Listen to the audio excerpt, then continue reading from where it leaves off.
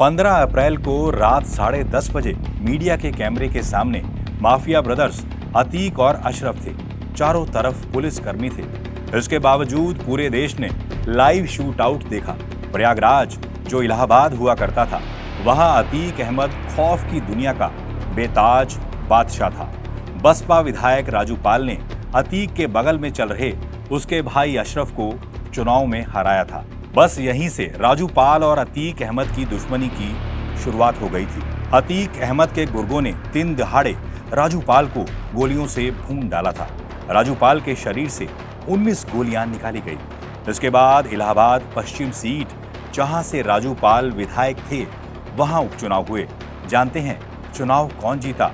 अतीक का वही भाई अशरफ, जिसे राजू पाल ने चुनाव में हराया था। ईवीएम को कोसने वाले बूथ कैप्चरिंग के उस दौर को भूल जाते हैं, जब अपराधी बंदूक की नोक पर बूथ कैप्चरिंग कर चुनाव का परिणाम बदल देते थे। अतीक को पहली गोली लगी और अशरफ को ठीक बाद दूसरी गोली। हम इस शूट आउट को महामंडित नहीं कर रहे, ये तो पुलिस प्रशासन की नाकामी है ही, लेकिन इससे अतीक और अशरफ को बेगुनाह तो नहीं करार दिया जा सकता। उन्होंने चंद महीने पहले जब राजू पाल हत्याकांड के मुख्य गवाह उमेश पाल और उसके 2 सुरक्षा कर्मियों की दिन दहाड़े हत्या कराई, तो वो घटना भी कैमरे में दर्ज हुई थी। अतीक और अशरफ का अंत जिस तरह हुआ, वह अपराध की दुनिया के बाशिंदों के लिए ना तो नया है, ना ही अनूठा।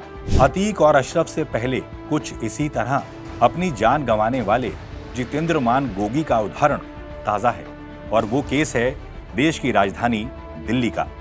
2021 में दिल्ली की रोहिणी कोर्ट में दिल्ली के गैंगस्टर जितेंद्र गोगी को अदालत के परिसर में ही वकील की ड्रेस पहनकर आए कुछ हमलावरों ने गोलियों से भून डाला था। गोगी पर हत्या सहित दर्जनों मुकदमे थे। गोगी और टिल्लू गैंग की लड़ाई में दिल्ली में 25 जानें जा चुकी थी। गोगी कई बार पुलिस कस्टडी से भाग चुका था। 2017 में हरियाणवी सिंगर हर्षिता दहिया की हत्या में भी गोगी का ही नाम सामने आया था। जेल में बंद होने के बावजूद वो अपना गैंग चलाता था। जेल से ही उसने दुबई के एक कारोबारी से 5 करोड़ की रंगदारी मांगी थी, लेकिन गैंग वॉर में पुलिस की कस्टडी में अदालत परिसर में ही उसकी हत्या हो गई। हत्या का इल्जाम इसके विरोधी टिल्लू ताजपुरिया गैंग पर आया। ये हत्याकांड भी लाइव कैमरे में कैद हुआ था।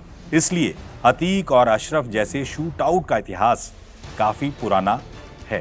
गुड्डू मुस्लिम, श्री प्रकाश शुक्ला से लेकर अतीक अहमद तक उमेश हत्याकांड का बड़ा किरदार बमबाज गुड्डू मुस्लिम यूपी पुलिस और एसटीएफ के निशाने पर है। उसका इनकाउंटर कभी भी हो सकता है। गुड्डू मुस्लिम अतीक के गैंग में शामिल होने से पहले पूर्वांचल के डॉन श्री प्रकाश शुक्ला का राइट हैंड था। बिहार के हाजीपुर में रेलवे टेंडर्स की दलाली में वो कमीशन लेता था। ये 90 का दशक था, जो माफियाओं और गैंगस्टर्स के लिए स्वर्ण काल था। पूर्वांचल में माफियाओं का बोलबाला था। माफियाओं के बीच या तो साझेदारी थी या दुश्मनी। बिहार में गैंगस्टर छोटन शुक्ला की हत्या पुलिस की ड्रेस पहने शूटर्स ने AK-47 से भून कर दी। छोटन शुक्ला आनंद मोहन के बिहार पीपल्स पार्टी से चुनाव लड़ने जा रहा था। छोटन शुक्ला को ब्रिज बिहारी प्रसाद, जो लालू यादव की सरकार में मंत्री थे, उनके विरोधी रघुनाथ पांडे का आदमी माना जाता था। लेकिन छोटन ने बूथ कैप्चरिंग की जगह खुद ही चुनाव लड़ने का फैसला कर लिया। छोटन शुक्ला की हत्या का बदला लेने के क्रम में उसकी शव यात्रा के साथ प्रदर्शन कर रहे भाई भुटकुन शुक्ला, आनंद मोहन सहित अन्य लोगों ने मुजफ्फरपुर के तत्कालीन डिस्ट्रिक्ट कलेक्टर जी कृष्णैया की पीट कर हत्या कर दी। इसके बाद मंत्री ब्रिज बिहारी ने छोटन के भाई भुटकुन शुक्ला को मरवा दिया। दोनों भाइयों की हत्या का बदला लेने की कसम खाई छोटे भाई मुन्ना शुक्ला ने।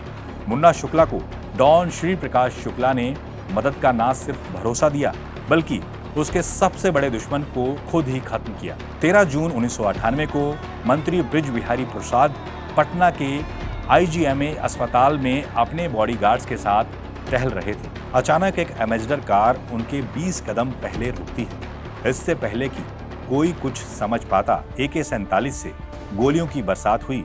ब्रिज बिहारी के साथ एक बॉडीगार्ड और 2 अन्य लोगों की लाश जमीन चाट रही थी। इस मर्डर को पूर्वांचल के डॉन श्री प्रकाश शुक्ला ने खुद अंजाम दिया था। कुछ महीने बाद यूपी एसटीएफ ने श्री प्रकाश शुक्ला को उस वक्त इनकाउंटर में ढेर कर दिया जब वो अपनी प्रेमिका से मिलने जा रहा था। अतीक का खास गुर्गा गुड्डू मुस्लिम, जो उमेश पाल हत्याकांड में बम फेंकते हुए नजर आता है, इसी श्री प्रकाश शुक्ला का आदमी था।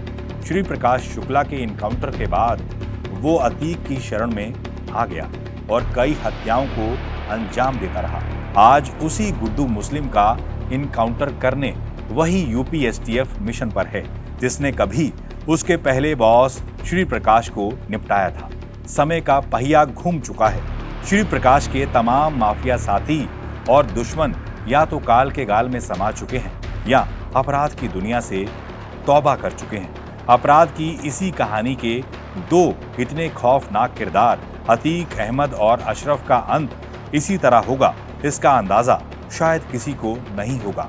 उन दोनों के अलावा अतीक और अशरफ, जी हाँ, जुर्म की दुनिया में आने वाला पहले दिन से जानता है कि उसका अंजाम क्या होने वाला है। तो हम उम्मीद करते हैं कि माफिया सीरीज का ये दूसरा एपिसोड आपको पसंद आया होगा। अगर पसंद आए तो आप हमें कमेंट्स कर सकते हैं, क्योंकि इस सीरीज में इसी तरह के तमाम किस्से और कहानियां गैंगस्टर्स की दुनिया के आपके सामने हम लाते रहेंगे। बहुत बहुत शुक्रिया।